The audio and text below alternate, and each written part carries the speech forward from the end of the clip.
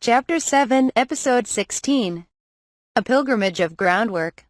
The next morning, some of the weed slimes sounded the alarm before sunrise, so I hurried to the field where they were stationed and ended up catching 4 goblins about to ransack the whole thing.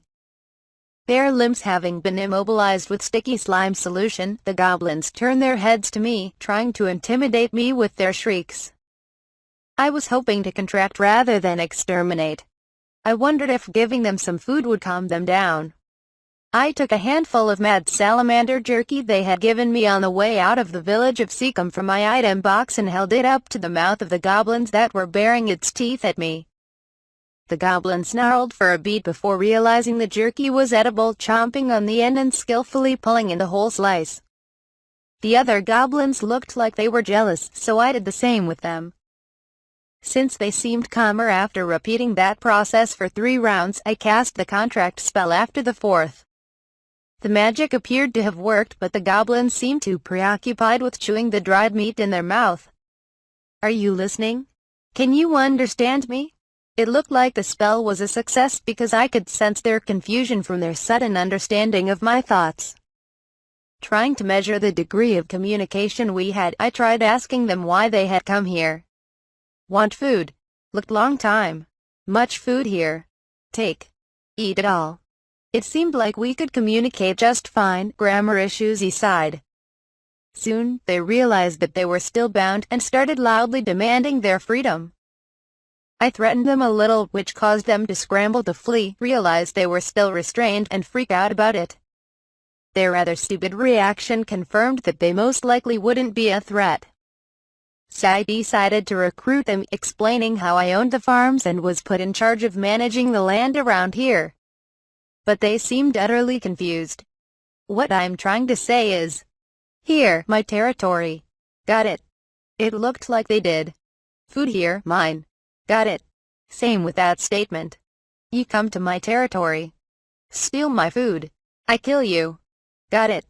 I sensed the collective dread of the goblins, but they must have decided ignoring my question would worsen their fate somehow, as they vigorously nodded in acknowledgement.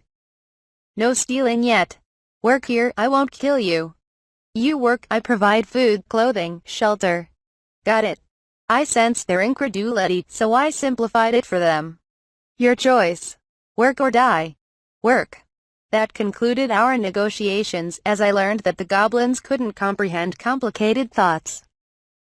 With them, it was better to be as concise as possible, articulating each individual thought. After this, I asked the 4 goblins if there were any more in their pack, and they told me there were another 4. I had them take me to the others, and after a similar series of events, I had contracted a total of 8 goblins. It was getting lighter by then, so I gave them food in a section of the mines before having them help with my morning chores. While I planned to renovate their area to make it more comfortable, I remembered how there was once an infestation of goblins at these very mines. They would survive just fine for the time being. After getting ready for the morning, I headed out to work.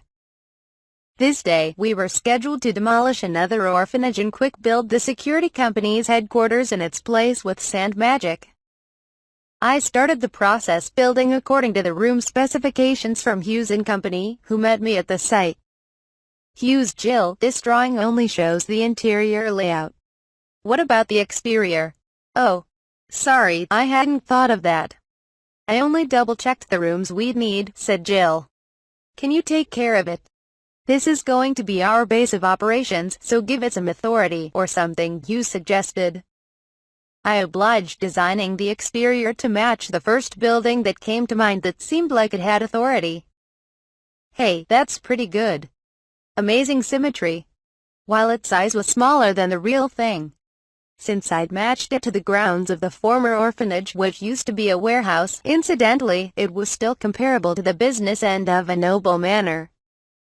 A structure resembling the National Diet Building had now been erected in Gimel. I released the sticky slimes to coat the inside and outside of the building, so I could check this off the list. I'm going to pick up the construction of the new orphanage from yesterday. Keep an eye on the stickies for me. With Zeph and Camille in tow, we headed to yesterday's site. We directed and worked with the builders there, spending the morning constructing the first floor. After having lunch with both of them, I headed off to meet someone in a particularly chaotic sector of the slums where huts and temporary housing were strewn nearly on top of each other. These parts are a little worse for wear. You told us we were meeting someone as part of building the trash plant. Who are we seeing today? People call her Grandma Garbage. She's made her living off trash for decades, and she's supposed to be the go-to person for anything garbage-related in Gimel. She's even well known among the children and garbage pickers of the slums. I answered Zeph and Camille. The only thing is, she takes a lot of pride in her salvage work and can be a bit much. I met her the other day. Well, if it isn't the rich kid, speak of the devil. Grandma Garbage herself called out to me, holding a large burlap sack on her bent back. Oh, hello, Nana Garbage. On your way home from work? Took a little stroll before our meeting. I'm surprised you wanted to see a weird old lady like me again. Like I was saying the other day, starting a new venture is much easier when I can get advice from those who know the industry well. Those two involved in that project of yours? That reminded me that I hadn't introduced them. This is Camille, and this is Zeph. They're helping me with my work. Nice to meet you. Glad to make your acquaintance. Likewise. Just call me Grandma Garbage. Everyone around here does. The pair showed a little concern at this. The negative connotation of this nickname seemed off-putting at first, so I understood that sentiment. She won't tell me her name, no matter how many times I ask, I explained. See, I just call her Nana Garbage. I see. Then that's what we'll call her too, said Zeph. And so, we walked the short distance to home. What I needed the most when it came to building the trash processing plant was garbage collectors. The plant wouldn't do much good without people bringing trash to it. But first, I had to contact the people who were already making a living by gathering trash. Since any new trash collectors I'd hire would become their direct competition, fighting over a limited resource, the city's trash. While I considered recruiting the current trash collectors to work for me, there was no guarantee that all of them would oblige or that their rapid lifestyle change wouldn't cause some other issues. After all, I'd decided to first target areas that the trash collectors of the slums didn't get around and/or had difficulty reaching. I hoped to take on processing trash on a city-wide scale. But I thought it best to start by establishing our own territories and keeping out of each other's way in order to build trust between my new business and the current roster of trash gatherers. Which parts of the city do most trash collectors avoid working in? Let's see. The artisan district on the west side is off limits. Some of their work involves chemicals that'd be dangerous to handle without the right knowledge or equipment. The artisans have to dispose of those industrial waste then. It seemed like I could take care of them, but I would have to confirm that and set up a safe transportation method for the waste before taking it on. Adults stay away from the suburbs on the east side, Nana Garbage continued. Each neighborhood has its committee that collects its own trash. We don't mess with them. Poor folks like us get dirty looks just from walking down one of their streets. It's going to make our lives even harder if we scavenge their trash up there. Still, it's one of the safest spots in the city, so little ones go there pretty often. They only pick off the street, though. We never take from the trash they've already collected. Interesting. Folks around here often go to the south side where there's a bunch of inns and restaurants. That means a lot of trash. People working those establishments toss their trash in one of the many dumping sites, so we pick it up. Lately, though, we have a bunch of outsiders going right up to those businesses or digging into the little piles of trash they put out by the back door before they actually dumped them.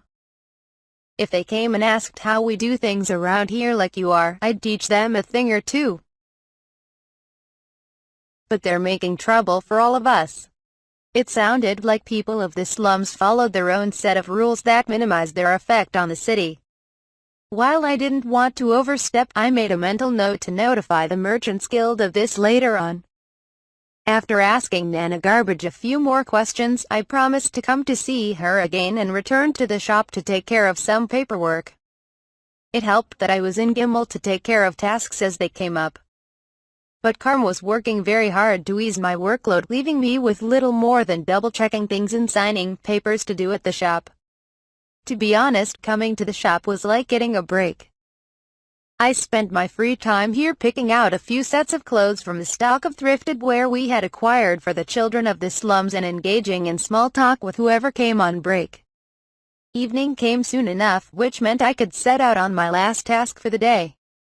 After changing into my only suit, I rejoined Hughes and Jill en route to a guard station. Well, there was one adjacent to each of the 4 city gates.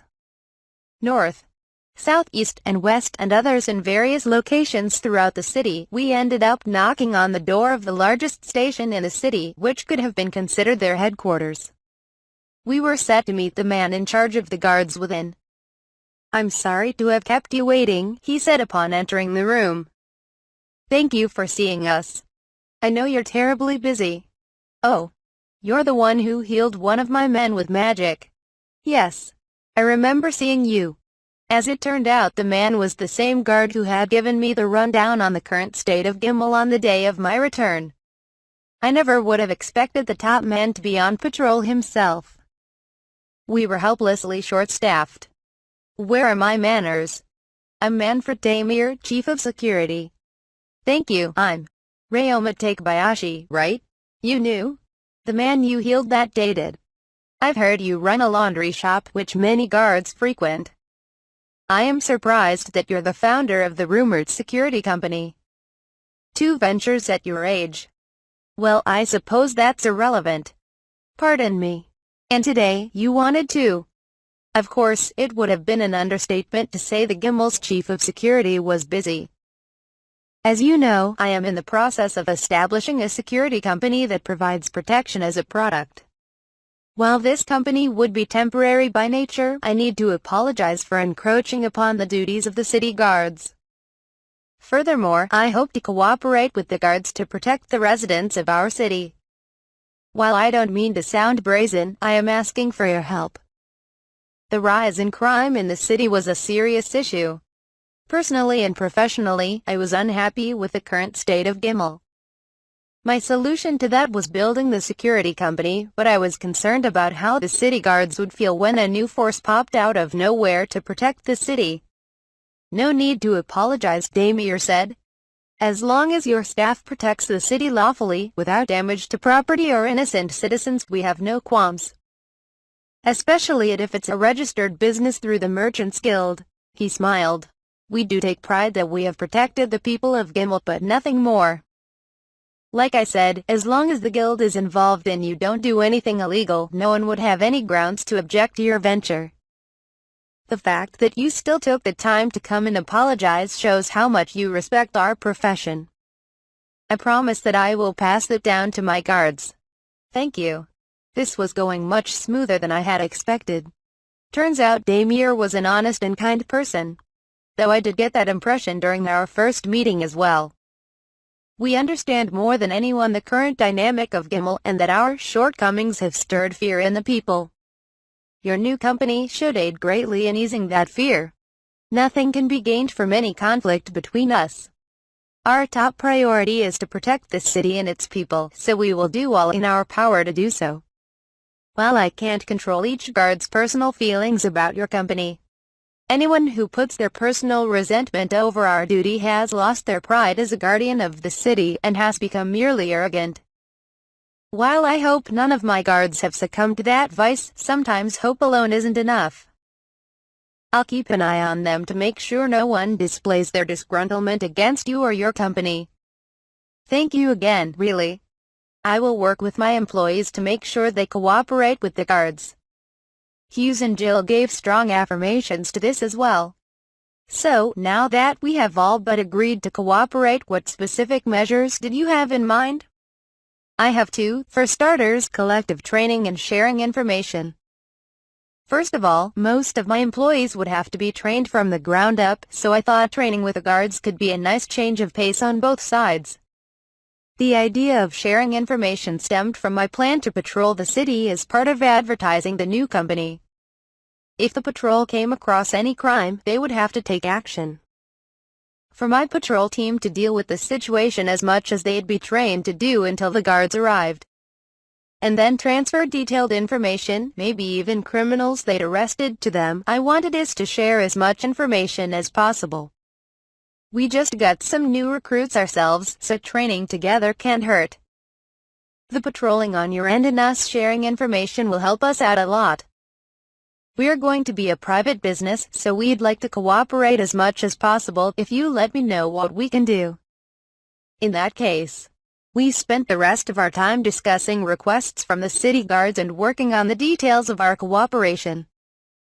I left the guard station after the meeting, and with no other tasks or plans for the day, I decided to stop by the Tamers Guild.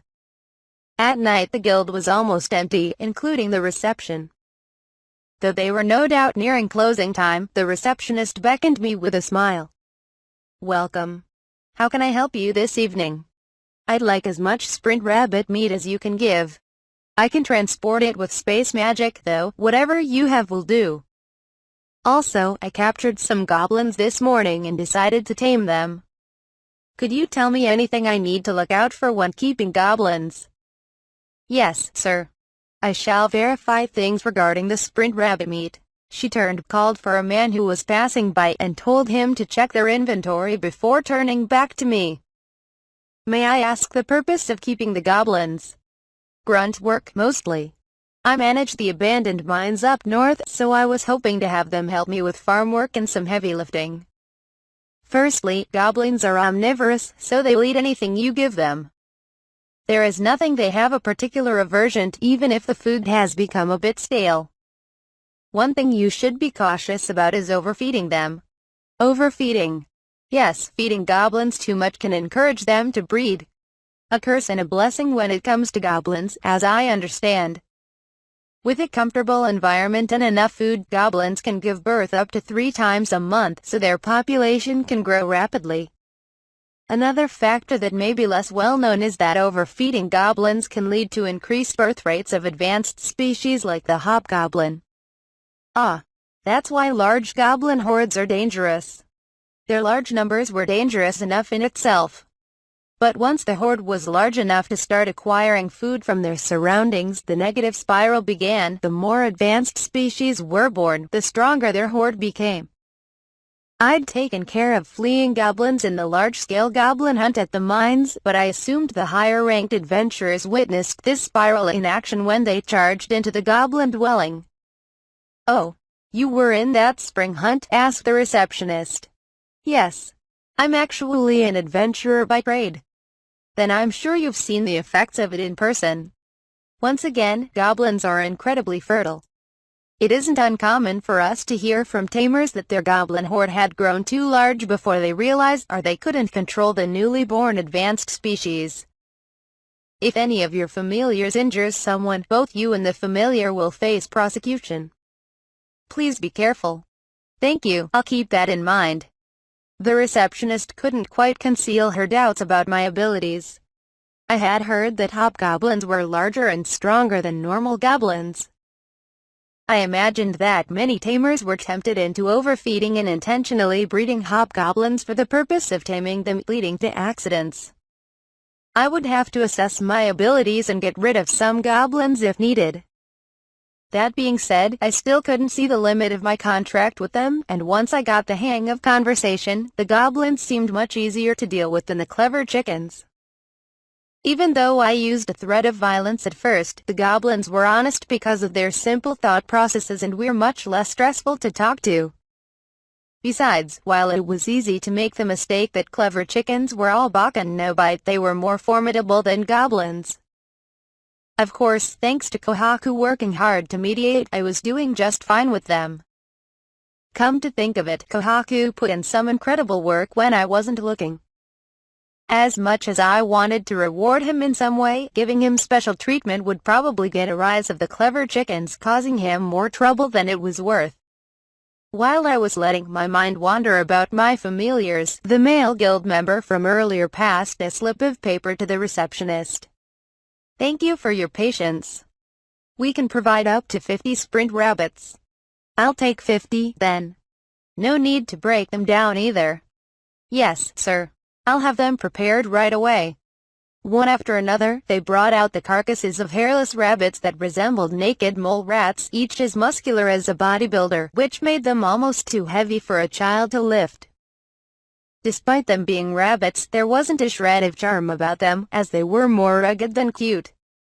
Of course, some people might have found these sprint rabbits irresistibly adorable. 49. 50, the receptionist counted. That's all of them. That will be 1,500 suits. I paid the price, which was very reasonable. That came out to 30 suits a rabbit, which was about a third of what an average adult lives off of in a day. Sprint rabbits multiply even faster than goblins, she said. Very useful little critters for a tamer with carnivorous monsters. I can keep the food cost down if they're this reasonable. Just curious, are they edible for humans? I've never seen them at the butcher's. They're not poisonous, but I don't recommend it. Some of the younger tamers who just started have tried them. Everyone has told me the meat is hardly edible, and they can't even chew through it. It's too muscular. I've even heard of someone dislocating their jaw from trying too hard to chew the meat.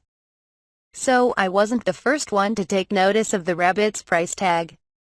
I hadn't given up on the idea, though. Throwing the pile of dead sprint rabbits into my item box, I thanked the receptionist and left the building.